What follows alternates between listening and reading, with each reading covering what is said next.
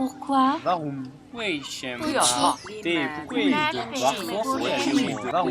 Parce que pingouin. Ça, c'est le monde. On continue aujourd'hui notre voyage à travers les Caraïbes. La République dominicaine, c'est là. Et la Dominique, c'est ici. On les confond souvent, mais ce sont pourtant deux pays très différents. C'est donc bien en Dominique qu'on vous emmène aujourd'hui, un pays situé entre la Guadeloupe et la Martinique.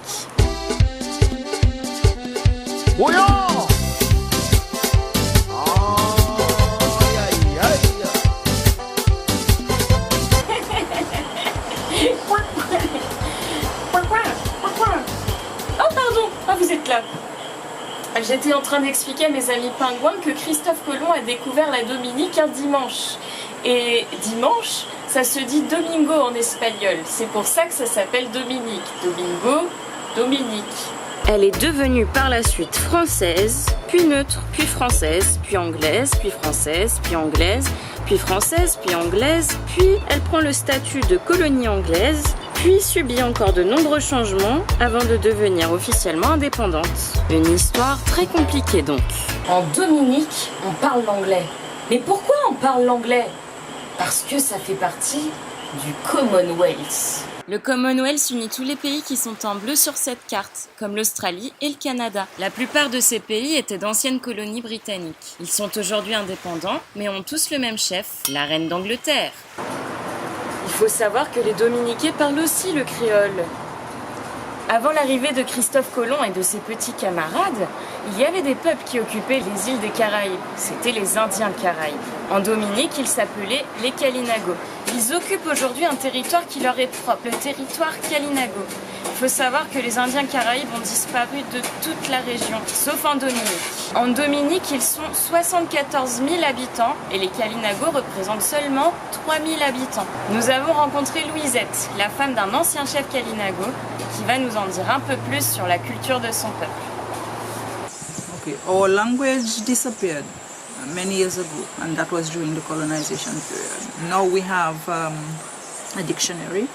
That dictionary was written some years back by one Catholic priest who stayed in our community for many years, and so he learned our language, and so we can go by that. And since our cultural groups and our leader have made connection with our brothers and sisters in Venezuela, in Suriname, and Guyana, they still speak the language, our language, and so they were able to help us to a certain extent. The chief is elected every 5 years. He should have a lot of power in Dominica. Unfortunately, the chief that we have is not a very popular guy. Our chief is basically a Trump. Nous ouvrons aujourd'hui notre séquence Les Pourquoi. Il s'agit de répondre à une classe de CM2 du Kremlin-Bicêtre, une ville située au sud de Paris, qui nous ont posé des questions sur notre destination, la Dominique. Nous avons déjà répondu à quelques questions. Voici la suite de nos réponses.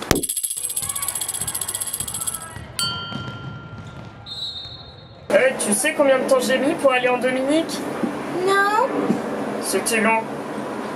Et oui, il n'y a pas de vol direct depuis Paris pour aller en Dominique.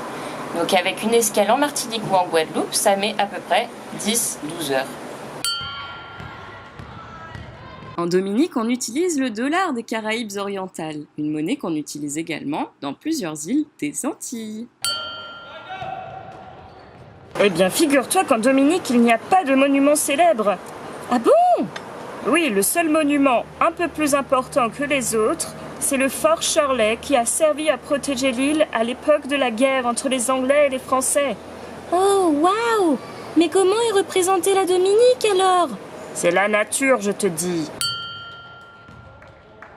Et dis donc, si j'allais en Dominique, j'aurais pingouinement peur de me faire manger par un requin quand même.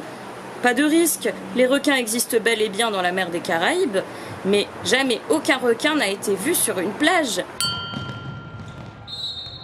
En Dominique, ils jouent tous au domino dans les rues. Ah bon? C'est ça leur sport national?